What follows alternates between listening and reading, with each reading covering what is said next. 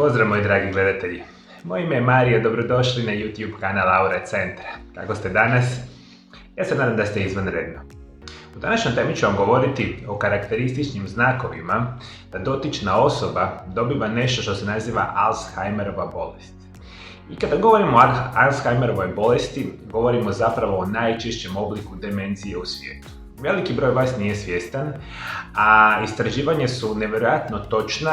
Mi danas razmišljamo da u svijetu ima preko 100 milijuna osoba sa Alzheimerovom bolesti i kako su procjene da svakih 10, 20, 30, 40, 50 godina imat ćemo sve veći i produženiji životni vijek svake osobe ili osobe zapravo u svijetu. I što mi više starimo, puno je veći potencijal nastanka Alzheimerove bolesti i zapravo je to jedna potpuna činjenica da mi smo sad u jednom jeku epidemije nastanka demencije bilo kojeg oblika, a specijalno nečega što se naziva Alzheimerova bolest. I kada govorimo o ovoj vrsti bolesti, ona je progresivna neurodegenerativna bolest središnjeg živčanog sustava, globalno starenje i sve veći broj ljudi koji bole od neke vrste demencije utječu na svoje obitelji i zdravstvene sustave, dakle u cijelome svijetu. I mi kada bi shvatili što se zapravo događa sa Alzheimerovom bolesti, moramo malo pobliže znati što zapravo radi naš sami mozak.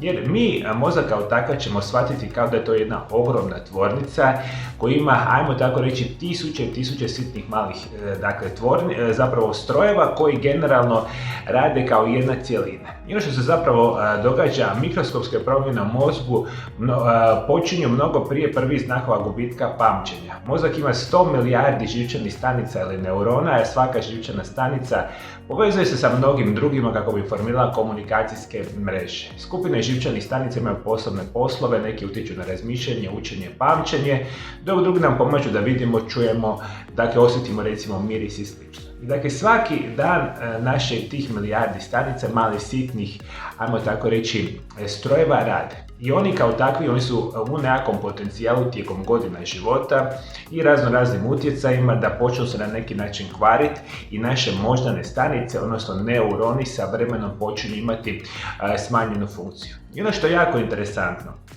naravno da Alzheimerova bolest se najčešće manifestira u osoba iznad 65. godine života.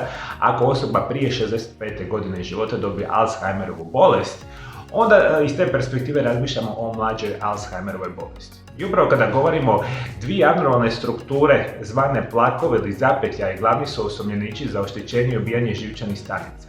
Plakovi su naslage fragmenata proteina zvanog beta-amiloid koji se nakuplja u prostorima između živčanih stanica.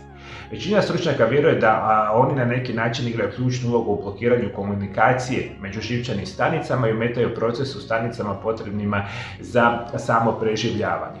I rekli smo, ti plakovi najčešće označavaju i se u znanstvenim istraživanjima pokazalo da su glavni uzroci nastanka Alzheimerove bolesti. I onda rekli smo, određene vrste živčanih stanica počinju imati smanjenu funkciju i posljedica smanjene funkcije počinju svi oni karakteristični simptomi koje dotična osoba ima kada doživljava Alzheimerovu bolest. I upravo iz te perspektive razmišljamo da najčešći rani simptomi Alzheimerove bolesti su poteškoće u pamćenju novoučenih informacija, usporeno razmišljanje i povremene probleme sa pamćenjem određenih stvari. Ozbiljan gubitak pamćenja, zbunjenost i druge velike promjene u načinu na koji naši umovi rade mogu biti znaki da moždane stanice propadaju. Kada dotična osoba ima Alzheimerovu bolest, u najvećem broju slučajeva bude pogođen ovaj centar za pamćenje. Međutim, ta osoba to vjerojatno u najvećem broju slučajeva neće primijetiti, nego taj gubitak pamćenja, zagubljavanje stvari, neprepoznavanja recimo ulica gdje živimo i slično, primijetit će najčešće osobe koje su u najbližoj njegovoj okolici ili njegova rodbina, obitelji i prijatelji. Ono što se često događa u ranim fazama Alzheimerove bolesti da osobe počinju imati poteškoće u izvršavanju svakodnevnih aktivnosti. Održavanje osobne higijene, poteškoće u snalaženju u stanju ili na ulici, u trgovini, stalno zametanje stvari kao što su ključevi, naočale i sl. Apsolutno ono što možemo govoriti, dotična osoba će sigurno početi sa vremenom imati probleme sa govorom, nerazgovjetan govor, nerazumljiv govor, poteškoće recimo u pisanju i razumijevanju stvari, to itekako, dakle, ide itekako vezano sa samom Alzheimerovom bolesti. Dakle, nesnalaženje u vremenu u prostoru, redovita dezorijentacija itekako ukazuje na ovu vrstu bolesti oboljenja. Isto tako, pogrešne procjene i odluke, ne razlikuje se vrijednost novca, neprimjereno se oblači u odnosu na godišnje doba, poremećaj apstraktnog mišljenja, nemogućnost ispunjavanja nekakvih formulara, nerazumijevanje pojmova rođendan, ljubav, pravednost, učenje, gubljenje stvari, promjena raspoloženja i dakle ponašanje, što je jako interesantno dakle, primijetiti kod osoba koji ima Alzheimerovu bolest. Redovito ćete imati razne, ajmo tako reći, faze kada je osoba ekstremno depresivna do toga da je ekstremno agresivna.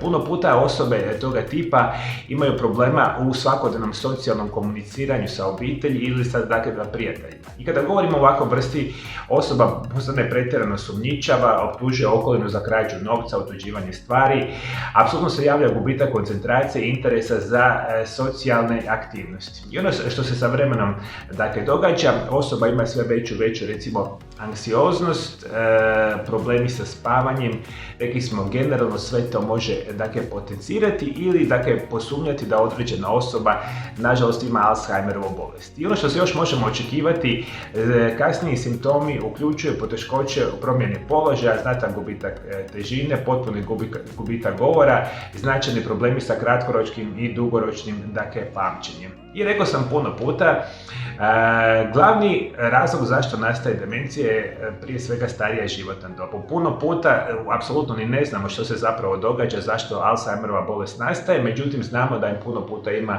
ulogu prehrana, način života, kronični stres, genetska predispozicija i puno toga. I ovo što sam danas rekao, smatramo da su jedni od tih glavnih simptoma da osoba ima Alzheimerovu bolest.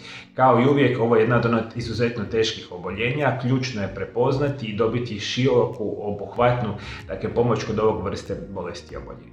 A svi moji dragi gledatelji, svi vi koji redovito me pratite, znate i sami da ja već nekoliko godina na mome Aura Centar YouTube kanalu samo za vas i za poboljšavanje vašega zdravlja, a to je bio glavni zapravo cilj nastanka Aura Centar YouTube kanala. Napravio sam nekoliko tisuća video zapisa koje velikom broju osoba u svijetu pomaže očuvati i prepoznati davne simptome bolesti i očuvati samo zdravlje. Međutim, generalno, nevjerojatno veliki broj osoba u svijetu nikada nije čuo za Aura Centar YouTube. I ono što bi ja zapravo danas vas htio zamoliti, a jako je bitno. Mene u najvećem broju slučajeva prate osobe srednje i starije životne dobi, što je jasno, to su one starije osobe koje traže pomoć. Međutim, vi generalno u najvećem broju slučajeva ne znate da YouTube ima određene vrste procesa kako on radi. Što kanal ima veći broj pretplatnika, što osobe više komentiraju video zapise na nekakvom određenom kanalu, tako taj kanal više raste i njihove određene vrste preporuka ili video zapisa se preporučuje većem broju osoba u svijetu. I tu dolazimo do ove današnje zapravo moje zamolbe svima vama. Jako veliku ulogu u tome koliko ćemo mi pomoći osoba u svijetu biti će upravo vaša pretplata na moj kanal. I vaši komentari koji vi redovito, ja vas slobodno preporučujem, komentirajte mi moje video zapise. Što imamo više pretplatnika, što imamo više komentara video zapisa, YouTube će preporučivati većem broju osoba u svijetu ove moje video zapise. Vjerujte mi na riječ, ovo što vam ja danas radim, ovih tisuće i tisuće video zapisa praktično o zdravlju nemate nigdje na planeti Zemlje. A veliki broj osoba bi zapravo trebao potrebiti bio stručne ili edukativne pomoći vezane uz zdravlje i sve što bi vi trebali napraviti ukoliko želite pomoći drugoj osobi u svijetu, a koji nikada nije čuo za Aura Centar YouTube kanal, je ovdje dole ispod video zapisa da se pretplatite na moj kanal. Naravno, kliknite onu malu ikonu zvona. To mi je super jednostavno i lagano i potpuno je besplatno. I vi čim se pretplatite na moj kanal, gledate video zapise, možda ćete pomoći nekoj drugoj osobi na drugom kraju svijeta koji nikad nije čuo za YouTube kanal Aura Centar. Hvala najljepše što me pratite do druge teme, ja vam želim lijep i ugodan pozdrav.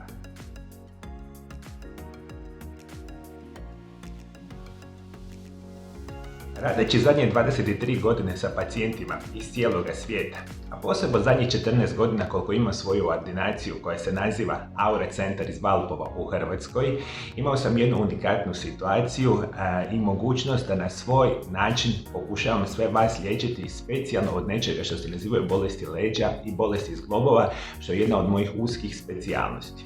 Ja vam svake godine liječim tisuće pacijenata iz cijeloga svijeta upravo od bolesti leđa i bolesti zglobova koje se nazivaju artritisi, artroze, recimo osteoartritisi koji mogu pogoditi vaša koljena, pukove, leđa, recimo ručne zglobove i sl.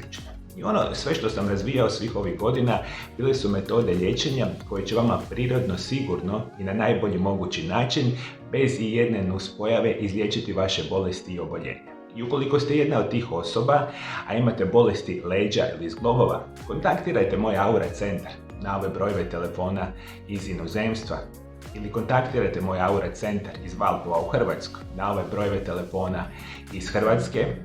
I sve što trebate, naručiti se na termine, dođite kod mene u ordinaciju i ja ću za sve vas koji imate ovakve vrste oboljenja pripremiti najidealnije moguće liječenje koje će koristiti najmodernije svjetske medicinske metode terapijskog tipa u kombinaciji sa najboljim prirodnim opcijama liječenja koje će dati šansu vašim leđima i vašim zglobovima da budete trajno, prirodno i sigurno izliječeni od svih vaših bolesti i oboljenja.